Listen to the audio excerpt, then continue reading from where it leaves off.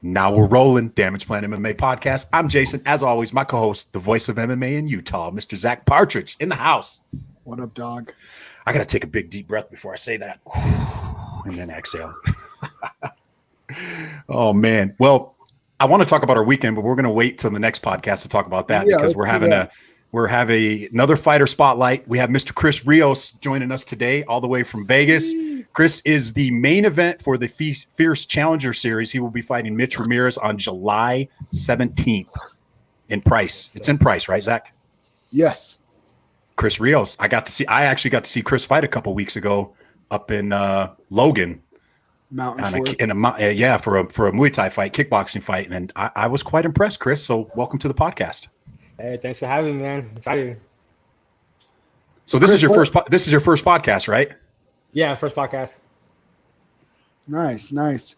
Where do you let's see. I'm trying to find the card that you were on. Maybe it won't pull up because it was. So what's your background? How long you been fighting and what's your record and things like that? All right, so I started training back in 2010. Nice. Basically out of high school.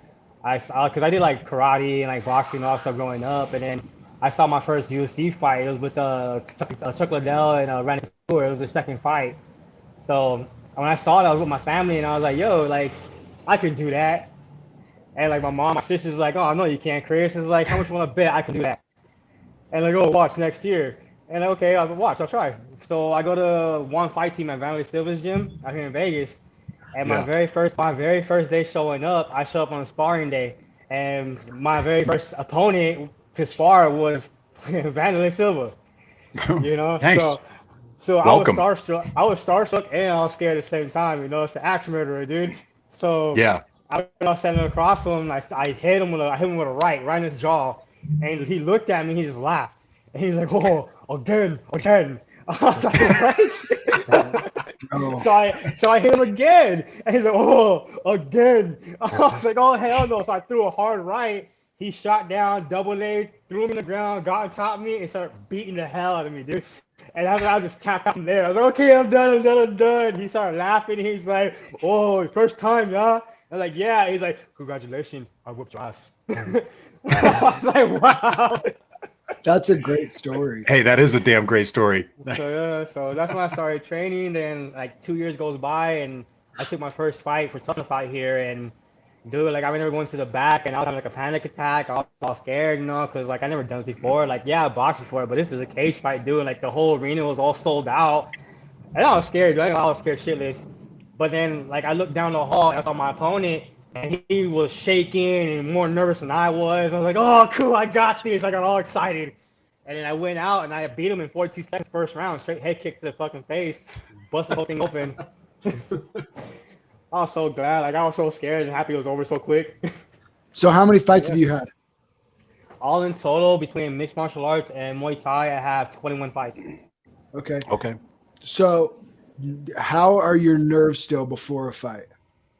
Now I'm just too excited to fight. Like I'm the one that here in Vegas, I'm known to get lost. Basically, if I'm in the back, I'm supposed to stay there, but I can't stay there. I gotta wander off and walk around and watch fights and all that. So commission out here knows to watch me, you know. But like now, like I'm excited to fight now. I can't stay still. I have my coaches telling me, "Chris, sit the fuck down" or something, you know. Like I'm just more excited now. I just can't wait to get out there and perform. That's awesome. Is this your first time fighting for Fierce? Yeah, my first time fighting for Fierce. Like I've fought mixed martial arts for like 3 years now. I've been doing nothing but Muay Thai and kickboxing fights. So I'm glad to be back in mixed martial arts. And yeah, it's my first time fighting for Fierce and my second time going to Utah.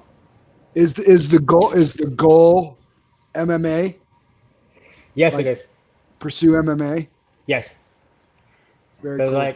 Because Muay Thai and kickboxing is fun. It's always still there. That's my background. I love it.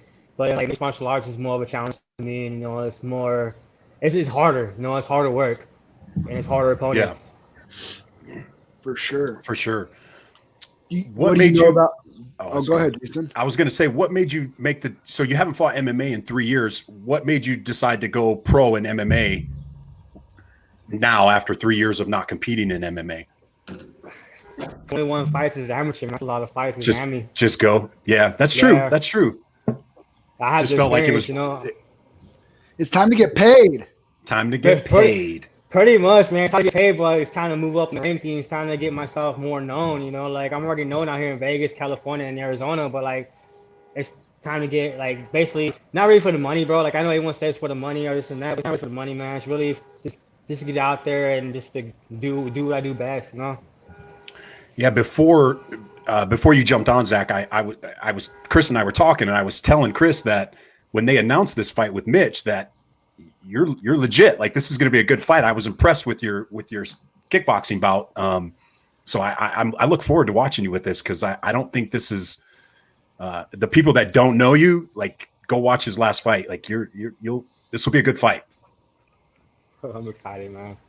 I'm excited. I mean, well, so I have a question. So how much do you prep about your opponents, or are you just I don't care, sign me up, I'll fight anybody any night? Second one, I'm more like that. Like I'm more like I'll fight anybody. You know, give me a name, give me a contract, let's go. I'll probably look at one or two of their fights just to get a fill out, like basically to get a face. You know, that's the only reason why it's like social media comes as a big advantage for me because I like to know who I'm fighting. You know, I don't care what they're about. I don't care if they're a wrestler, striker, whatever it is. You know, we're here to fight. You know, you're gonna fight. I'm gonna fight. You're across. I'm here. Let's get this throw down. That's how it is. So basically, like I like to know who I'm fighting, but it doesn't matter who it is. Yeah. What do you know about Mitch?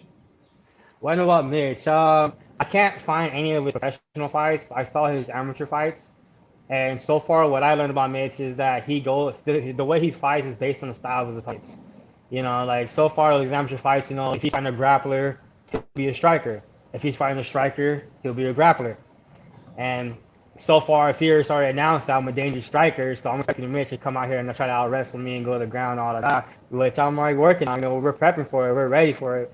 So if he wants to wrestle, cool, we can wrestle. If he wants to go to the ground, cool, we can go to the ground. But trust me, I'm gonna get back up to start striking again. You know, I'm a striker. That's what I do best. That's what I want to do. Bang, man. We're not here to grapple. But it's mixed martial arts. It's mixed martial arts and knows everything. But everyone wants to see a show where you're here to bang it out. You know? Yep, absolutely. That's what I'm about. That's what like I said, my last fight. You know, like I'm really in the stand up. You know, I know how to move around the ring, everything.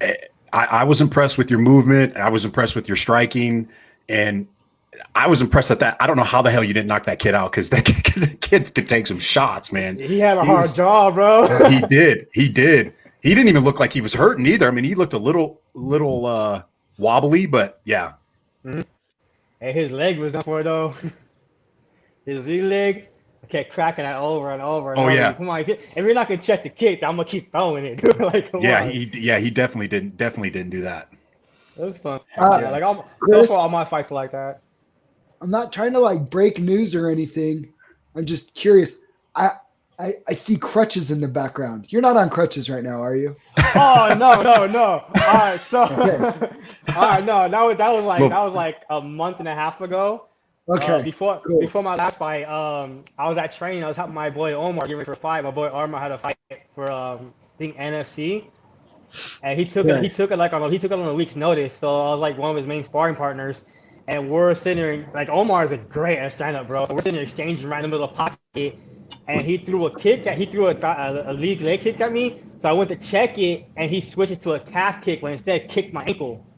And basically my ankle just got all this messed up and it's swollen as hell, so I couldn't walk right for a few days. But that's how the crutches are. I forgot to bring it back to the gym. Okay, because I was looking at it, I'm like, dude. Nah, that's not me. No, not right now. Okay, cool. Good. So Chris, you guys are you and I know we talked about before we went live, you have one of your teammates is fighting in the co-main event with another guy here from Utah, Johan Rubio. Do you guys have anybody else from your team fighting on that card as well, or is it just you two? No, we actually have 1, 2, 3, 4 about 4 fighters going out there. We got me and Ryan going out. Yeah, me and Ryan goes in pros, and we got a couple of our amateurs going down there. Awesome. No, we got 3 of our amateurs. We got Eli, we got my boy Branson, and we have a boy Abraham. Abraham's 4-0 as an amateur. He's actually really, really great, dude. His wrestling and striker is really cool. So he's gonna be a fun fight to watch too. So is Branson. Branson's a really good fight to watch. You know, he's been in Hawaii. You know, Hawaiians like to bang, like to bang. They like to bang, yeah. So you guys are bringing some ringers up from Vegas. Yeah, we're bringing some heavy hitters. Love it, man. I love it. This is gonna be a great card. Yeah, it is, man. I'm excited, dude. So, how do you feel about being the out of town guy, Mitch? I mean, I don't know if you know this, but Mitch is kind of the guy here in Utah. You know, people. He finishes people, and he's had a lot of success, and he's a good fighter, and so he has a lot of push behind him. Do you welcome that, being the out of town guy coming to a hometown guy's state, or do you not just care about any of that stuff? It doesn't matter to me. You know, I'm gonna go out there. People are gonna boo me. Whatever it is what it is. You know, I'll help they don't boo you. Come on, man. I'm the out of town guy coming to fight the local guy. You know. I mean, it's hit or miss. I don't. I mean, we had a guy from Vegas get booed a little bit at the last Fear card, but that's because he talked a lot of smack before the fight. Just a little bit. Nah, I learned my lesson from that one. Did you? Yeah. You have to tell us the story.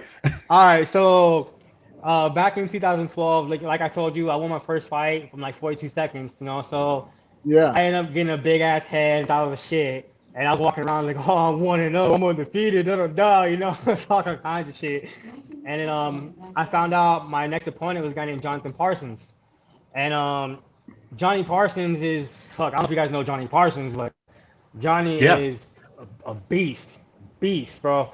And when I found out to find him, Tough Enough hit me up, like, hey, you want to fight Johnny? He's 4-1, I'm like, all right, cool. I'm about to make him 4-2. I ain't worried about him. I'm undefeated. I ain't got nothing to worry about. So it turns out I get to the fight. The day of the fight, I find out Johnny's a multi-fucking Muay Thai champion and all that. I'm like, dude, that just broke my spirit. So I'm in the back and I'm about to get my ass beaten. What happens? Yeah, I talked all that shit. I got my ass beat. Like, I tried to fight him, dude. Like, I tried my best, but he threw a head kick. I got out of the way. And right when I went back to hit him, he came back with a spinning back fist right after that head kick and just laid me out. So ever since that day, like, I don't talk shit at all. No more. One of my best friends was knocking everybody out here up in Salt Lake, and he told his next opponent, he goes, I'm going to break your jaw. And he got taken down and rear naked choked. That was his first loss. That was his first loss too. And I was like, maybe we shouldn't talk smack before fights, bro. Like, let's just yeah.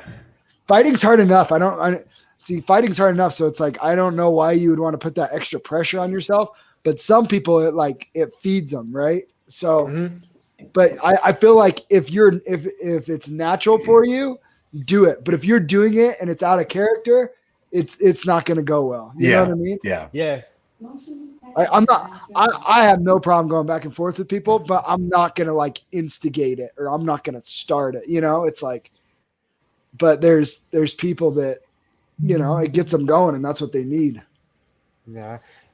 There's times I will talk shit, but it depends if my opponent's talking shit. Like the last guy I fought, I found out that he was saying that, oh, he's gonna knock me out, and I never fought anybody like him, and all this crap. That's what everyone says. Oh, I never fought anybody like me. Like, dude, I heard that so many times. So I just let him talk his shit, and then when we got to the I don't know if you guys were at the weigh-ins, but when we got to the weigh-ins, I try to show respect. We're here, we're fighters. We're here to do our job. So I try to show respect. So when he came out the medicals, I tried oh man, it's feeling a good show tomorrow. He just looked me up and down. He's like, psh. And I was like, oh hell no. I think he was. If I had to make a guess, he was judging a book by his cover. I bet you he was looking at you and thinking, I'm gonna kill this guy. Yeah.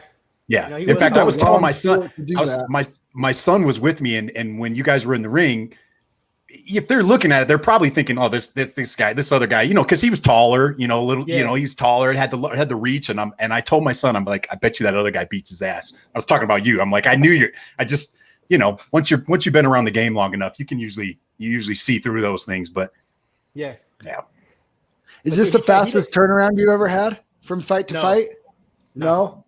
I fought. So one time I fought Tough Enough back in August in 2014. I fought Tough Enough, and 30 days later I fought King in the Cage. So I've done it before.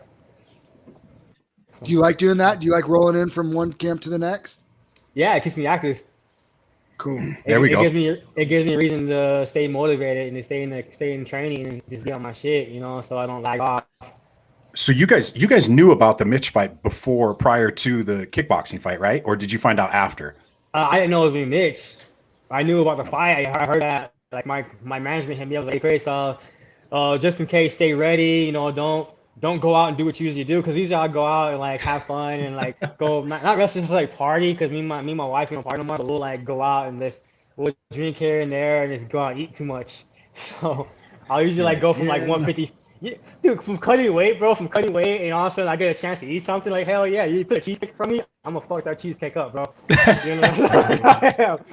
So like he told me like this time just don't do you, just stay on weight, and we might fight in next month. I'm like, okay, cool. And he hits me back to fight. He's like, how would you like to fight Mitch Ramirez? I'm like, I don't know who he is, but fuck it, let's go. So that's how I got to fight with him. I like your style, Chris. I like your style.